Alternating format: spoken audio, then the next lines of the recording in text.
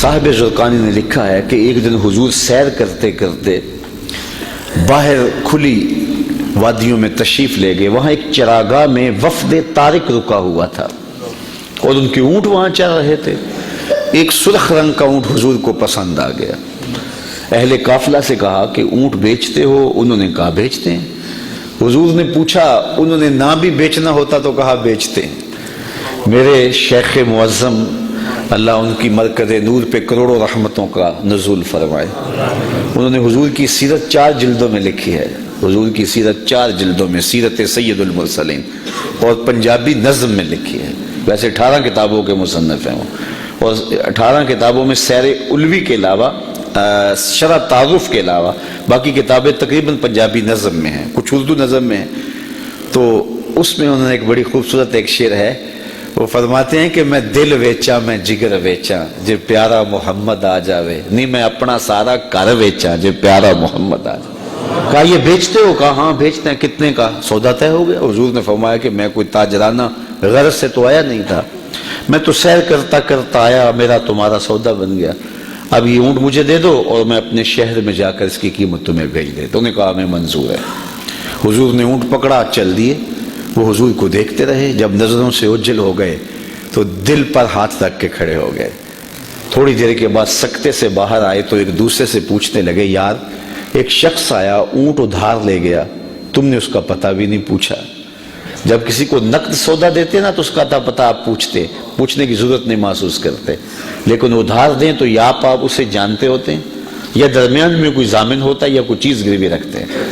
تو کہا ایک شخص آیا، اسے تم جانتے نہیں، اس نے اپنا پتہ بھی نہیں بتایا، اونٹ بھی قیمتی اور وہ لے گیا.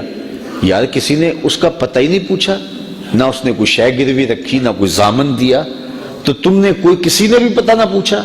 ایک بولا یار جب وہ باتیں کرتا تھا منہ سے پھول جھڑتے تھے، میں تو اس منظر کو دیکھتا رہ گیا.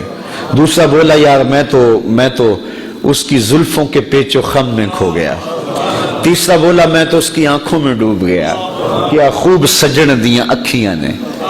اگر آپ کا شعری ذوق ہو تو ذرا اس پہ جو ہے وہ غور کیجئے. کیا خوب سجن دیاں اکھیاں نے جی میں پار کے سرائیاں رکھیاں نے. تو اجے میرا یار نہیں ڈٹھا جنوں ویکھ کے چند شرم آوے.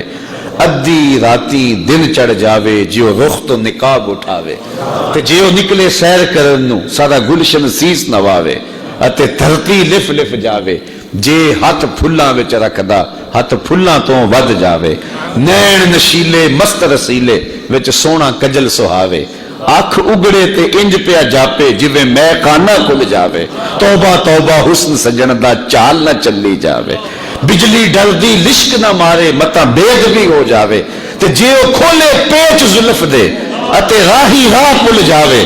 کی اجاز نظر وچ او دی جو آوے وک جاوے. خل کو دینے مو لئی دنیا کوئی ورلائی جان بچاوے. علم خدا نے اینا دتا عقلاں وچ نہ آوے. عقل خدا نے اینی دتی علماں وچ نہ آوے. آزم ایڈا سونا ماہی سن کدھرے نظر نہ آوے. کہا جو بھی ہوا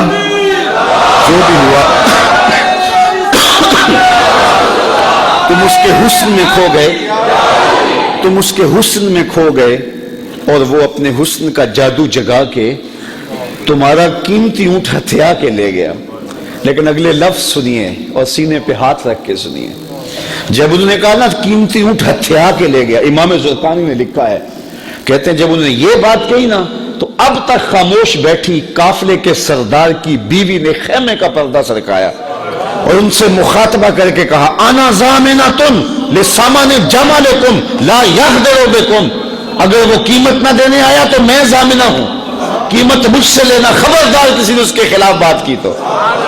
کہا اچھا تو اسے جانتی ہے؟ کہا واللہ میں بھی نہیں جانتی. تو کہا پھر ضمانت کیسے دے رہی ہے؟ کہا جب تم سودا کر رہے تھے میں نے خیمے کی اوٹ سے اس کا چہرہ دیکھا تھا، اور جس کا چہرہ اتنا سونا ہو وہ جھوٹ بول ہی نہیں سکتا. تھوڑی دیر گزری، حضور کے غلام آ گئے. قافلے والے کون ہیں جن سے ہمارے آقا نے اونٹ خریدا؟ انہوں نے کہا جی ہم ہیں. کہا کہ یہ حضور نے تمہاری ضیافت کے لیے کھجوریں بھیجی اور یہ رہی تمہاری قیمت. انہوں نے کہا قیمت تو بعد میں لیں گے، ہم تو خود بک گئے، ہمیں یہ بتا وہ پیارا رہتا کہاں ہے. تو انہوں نے بتایا وہ کھجوروں کا جھنڈ دکھائی دیتا ہے یثرب وہ مدینہ، یہ اس محبوب کا ڈیرہ ہے۔ علامہ زرقانی لکھتے ہیں سارا وفد اٹھا اور جا کے حضور کے قدموں میں بیٹھ گیا، تیری تک کے ادامہ میں مرید ہو گئے۔ تو ایسا حسن اللہ نے اپنے محبوب کو دیا، جو دیکھتا وہ دیکھتا ہی رہ جاتا۔ دیکھنے والے کہا کرتے اللہ اللہ، یاد آتا خدا دیکھ کے صورت تیری۔